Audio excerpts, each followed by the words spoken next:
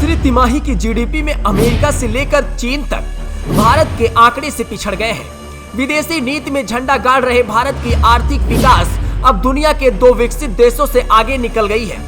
भारत की 8.4% ग्रोथ के मुकाबले चीन में 5.2%, अमेरिका में 3.1% ग्रोथ रही। IMF जैसी संस्थाओं का अनुमान है कि मौजूदा वित्तीय वर्ष में अमेरिका, जापान, चीन जैसे देशों से बेहतर ग्रोथ भारत की होगी। यानी चुनाव में बीजेपी इन 8 मुद्दों के जरिए विपक्षी दलों को जमकर घेरेगी। लोकसभा चुनाव से ठीक पहले भारतीय अर्थव्यवस्था पर आई गुड न्यूज ने केंद्र की नरेंद्र मोदी सरकार को चुनावी हाल में एक बड़ा बूस्टर देने का काम किया है। अब की बार 400 पार के नारे के साथ लगातार तीसरी बार जीत के लिए उतरे पीएम मोदी अब इस आंकड़े के जरिए विपक्ष के सवालों को तगड़ा जवाब दे सकते हैं। पिछले कुछ समय से विपक्षी नेता देश की अर्थव्यवस्था को लेकर केंद्र सरकार पर बड़ा आरोप लगा रही थी।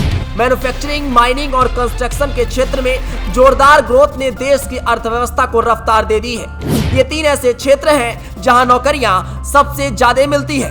अर्थव्यवस्था के बेहतरीन आंकड़ों से चुनाव में उतरने जा रही बीजेपी का मनोबल बढ़ेगा।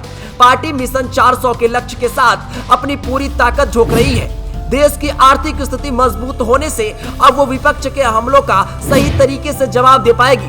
पिछले 10 सालों से सत्ता में रहने वाली बीजेपी के लिए ये किसी बूस्टर से कम नहीं है। दुनिया में 5वें नंबर की अर्थव्यवस्था भारत के बनने के बाद से ही बीजेपी विपक्ष पर हमलावर थी। अब उसके पास मौका भी आ गया है। वैसे तो देश में सबसे ज्यादा रोजगार कृषि क्षेत्र में मिलता है, लेकिन इसके बाद उद्योग जगत, सेवा क्षेत्र और खनन का नंबर आता है। मैन्युफैक्चरिंग, माइनिंग और कंस्ट्रक्शन क्षेत्र में बढ़ोतरी के कारण इन क्षेत्रों में रोजगार बढ़ने की उम्मीद बढ़ गई है। अभी तक मोदी सरकार रोजगार को लेकर ही विपक्ष के निशाने पर थी। अगर अगले कुछ महीनों तक रोजगार के आंकड़े बढ़ते रहे तो मोदी सरकार विपक्ष को यह भी करारा जवाब दे सकती है। निश्चित तौर पर सत्तारूढ़ दल को चुनाव में बढ़ते रोजगार का फायदा मिलेगा। पीएम मोदी हाल ही में लोकसभा में अर्थव्यवस्था के तीसरे नंबर पर पहुंचने का दावा किया था। उन्होंने कहा था कि यूपीए के टाइम में देश की इकोनॉमी 10वें नंबर पर थी। उन्होंने कहा था कि विपक्ष को देश की तरक्की पच नहीं रही है। अब जबकि जीडीपी के आंकड़े बेहद उत्साहजनक हैं, तो निश्चित तौर पर मोदी सरकार आम चुनाव में इस आंकड़े को उठाने वाली है।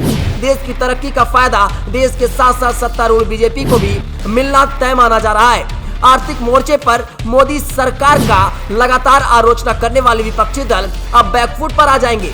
चाहे मल्लिकार्जुन खड़गे हो, राहुल गांधी हो, अखिलेश यादव हो या फिर तेजस्वी यादव, वो आर्थिक मोर्चे को लेकर बीजेपी पर लगातार हमलावर थे।